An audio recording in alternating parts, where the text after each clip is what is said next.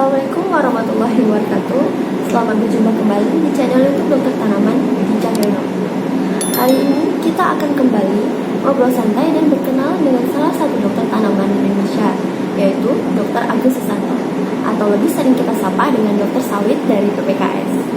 Mendengar pengalaman beliau tentang menangani permasalahan penyakit busuk pangkal batang pada tanaman sawit. Nah, ngobrol santai ini akan langsung dipandu oleh Bapak Dr. Cahyono. Kepada Bapak, kami persilakan.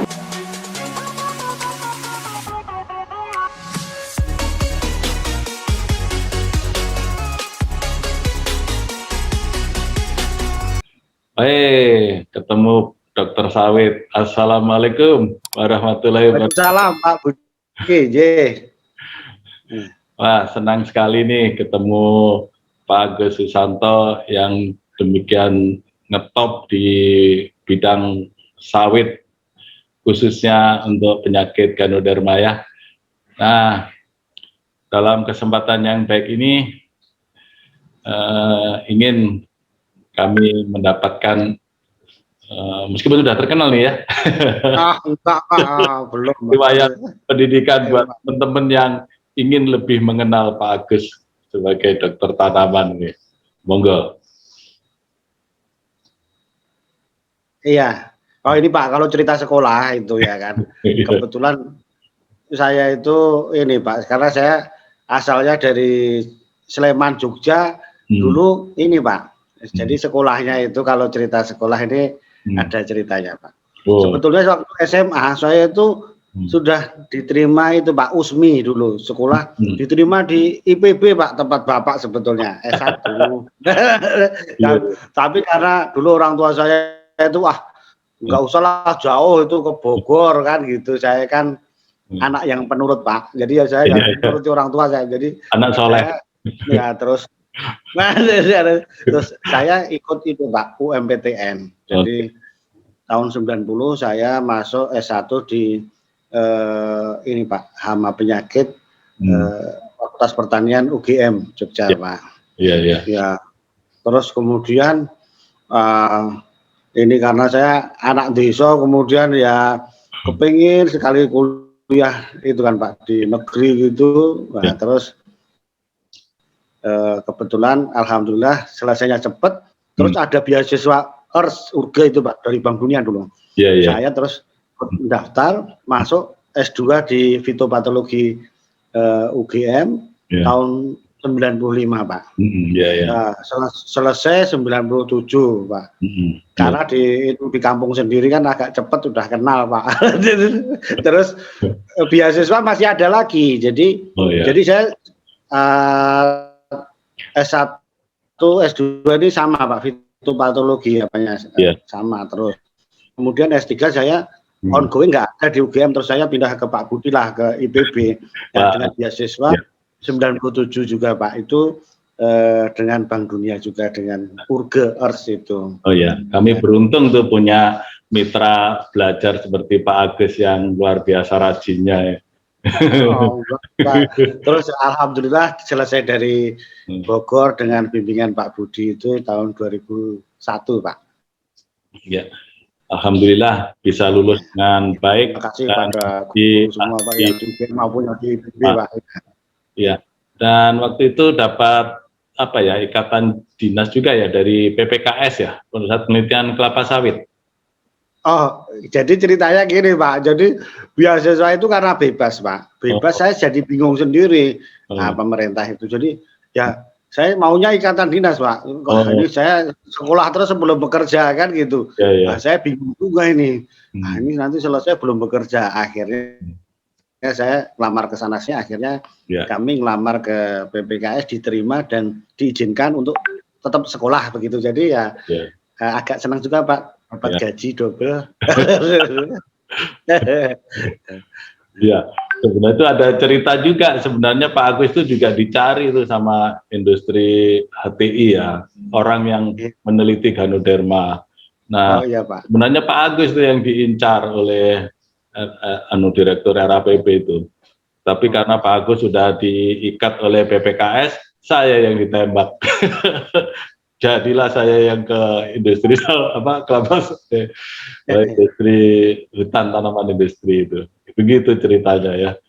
Dan itu ada kaitan dengan yang gambar yang di belakang Pak Agus itu, Ganoderma yang biasa itu. Nah, kalau cerita tentang Ganoderma yang paling menonjol dan paling ahlinya lah diakui seluruh Indonesia, Malaysia, dan dunia internasional kan Dr. Agus Susanto ini. Nah, bisa diceritakan tuh Pak, status Ganoderma sebagai penyakit pada atau patogen ya pada sawit ini, perkembangannya.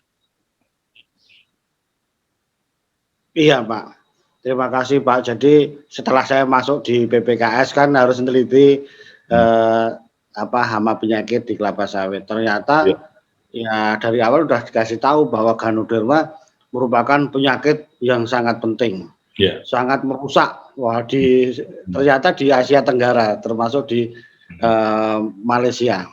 Jadi mungkin ingat Bapak dulu waktu disertasi saya itu. Jadi perkembangan itu sesuai dengan generasi kebun. Jadi kebunnya udah replanting 25 tahun replanting itu akumulasi semakin gawat Pak, semakin banyak sehingga sekarang kebun-kebun yang mulai generasi 2, apalagi yang di Sumut, di Aceh itu yang sudah mulai generasi di Lampung generasi 3, 4 sudah mulai hancur Pak. Jadi Bapak kaget seperti kalau ke kelapa sawit kepengen main golf katanya. Mirip karena hancur karena yang Pak.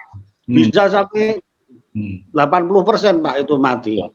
Jadi sangat merugikan sekali ya itu Pak. Nah, itulah sampai sekarang Pak itu karena memang karena soilborne kan juga sangat sulit dikendalikan ternyata Pak. Itulah status terkini Pak sampai saat ini Pak. Masih terus berkelanjutan ya dan menjadi musuh abadi Pak Agus Susanto dan para ahli penyakit tanaman ya. Nah, tapi saya terinspirasi dengan Pak Budi loh saya Pak. Apanya inspirasi? Itu jadi gini, saya kata Pak Budi itu. Nah, kalau saja menghadapi yang berat soilborne patogen, Ganoderma itu nggak usah putus asa gitu. Karena ada profesor juga ada penyakit di manusia juga nggak selesai-selesai. Tugasnya adalah memberi semangat kepada planters katanya gitu. Ya gimana lagi? Yang penting udah berusaha kan gitu Pak. Ya itulah saya ingat dari Bapak itu memberikan semangat terus ya kita kendalikan. Meskipun kalau mengenolkan kan ya sulit kan gitu. Sering saya sampaikan itu Pak. Ya.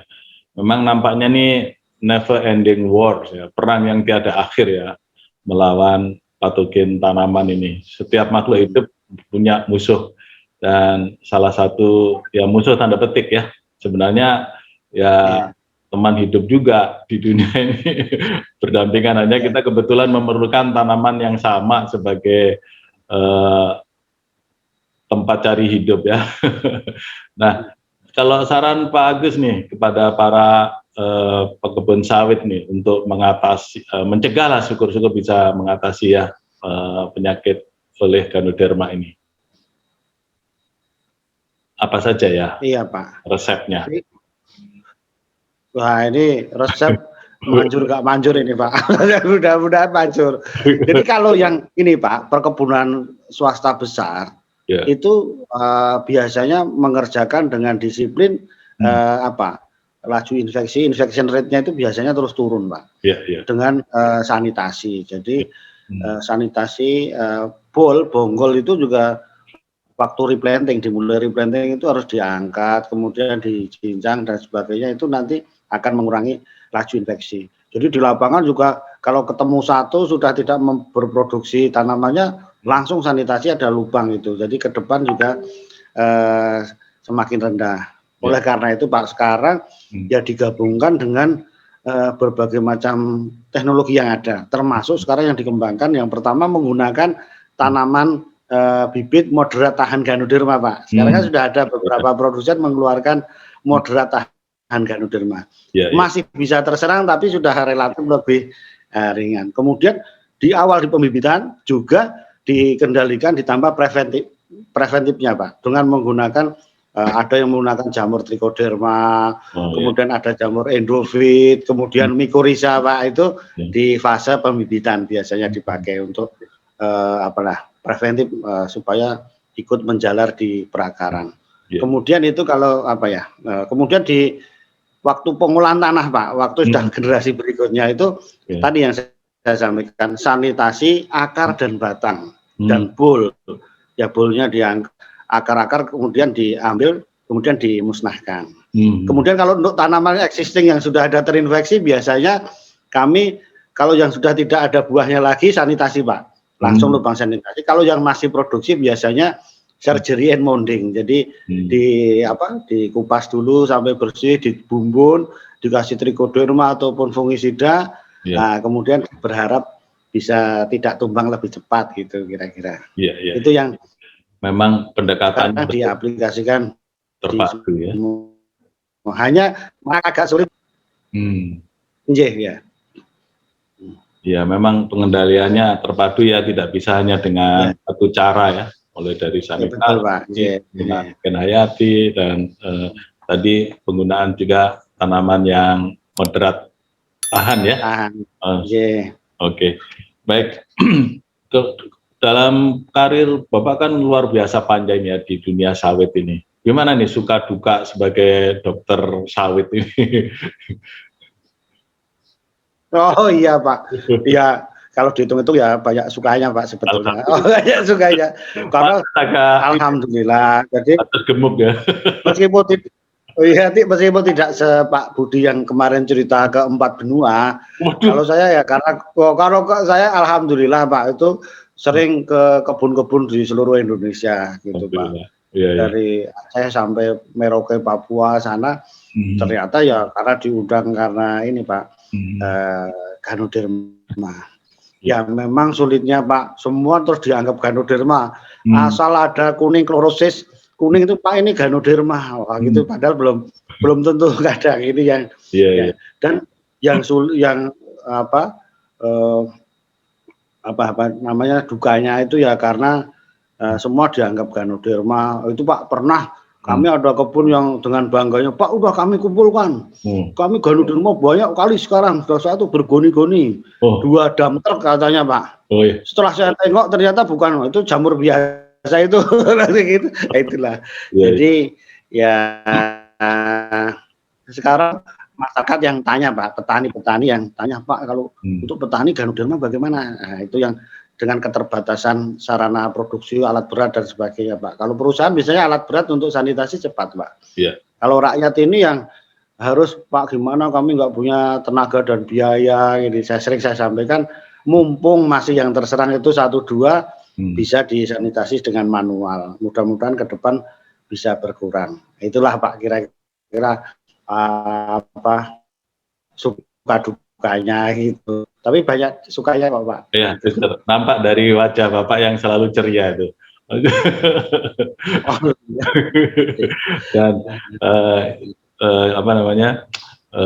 petani sawit saya sering dengar juga merasa berutang budi dan berterima kasih kepada Pak Agus dan tim BPKS yang banyak memberikan kontribusi bagi kemajuan perkelapa sawitan Indonesia ya.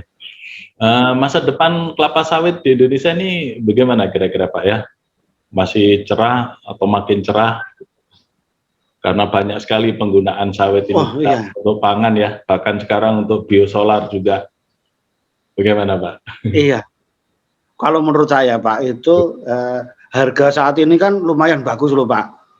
Termasuk rekor tertinggi harga CPO. Sampai yang tertinggi 1 ton CPO di Malaysia itu 4.141 ringgit Malaysia Pak.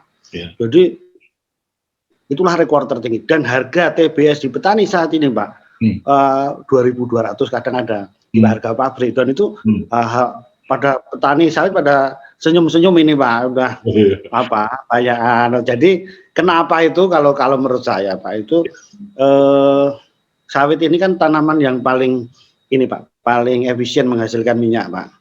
Itu bisa paling tinggi itu Pak 4 ton minyak per hektar per tahunnya. Yang lain kedelai itu 0,7, kelapa jauh 0,4 jauh.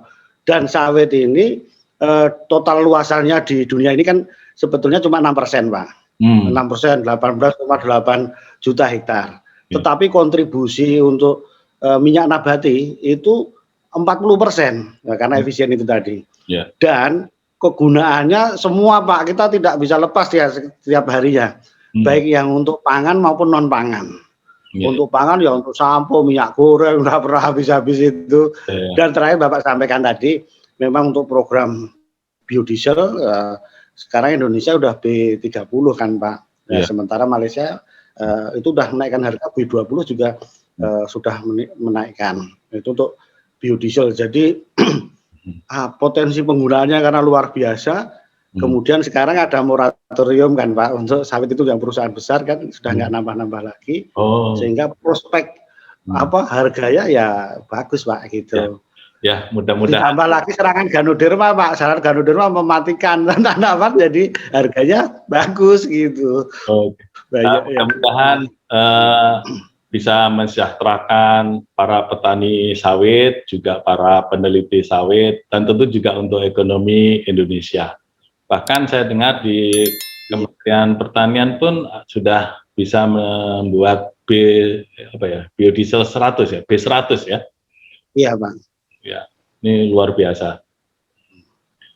Oke, jadi dengan prospek yang demikian baik, tentu perlu peran dokter tanaman ya. Dan kita ini sudah makin menua. Apa nih pesan dokter sawit, Dr. Susanto nih, Agus Susanto kepada dokter tanaman yang muda, supaya bisa meneruskan kiprah kita di dunia kedokteran tanaman ini.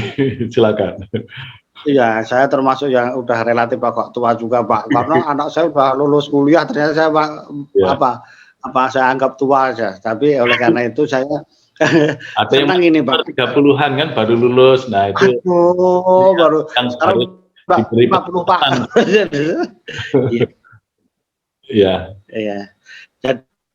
Jadi gini Pak, itu untuk generasi muda sekarang yang menekuni bidang hama penyakit proteksi tanaman, atau Bapak menyebutnya yang keren yaitu dokter tanaman atau dokter sawit khususnya kalau di bidang sawit. Sekarang ini profesi ini kan banyak Pak. Jadi itu sebenarnya membanggakan kalau menurut saya, asal Pak, asal ditekuni itu saja fokus dan ahli di bidangnya. Ahli di bidangnya. Jadi ya saya brandingnya ya saya karena di kelapa sawit paling penting Ganoderma, ya saya intinya Ganoderma. Itu kalau siang Pak, kalau malam Dermagano kan gitu. Nah, jadi itu ya kita fokus di bidangnya. Jadi yang dokter tanaman, yang tanaman pisang silahkan ahli di pisang. Jadi nggak usah ngikut-ngikut, tapi kan ahli di bidangnya nanti akan menjadi branding yang pas, dan itu sangat dibutuhkan di dunia pertanian. Di dalam budidaya pertanian itu ternyata dokter tanaman itu sangat murah. Apapun pertanian jatuhnya itu kendalanya salah satunya mesti kalau nggak hama ya penyakit Pak. Nah itu tadi kelapa sawit jatuhnya kendala utama ya Ganoderma. Nanti kalau cerita kakao nanti ya hama apalah itu penggerak buah misalnya. Yang lain-lain jatuhnya tetap dokter tanaman. Jadi terima kasih Pak Budi udah mencetak dokter tanaman ini yang ya harusnya tetap semangat, nggak usah Pak.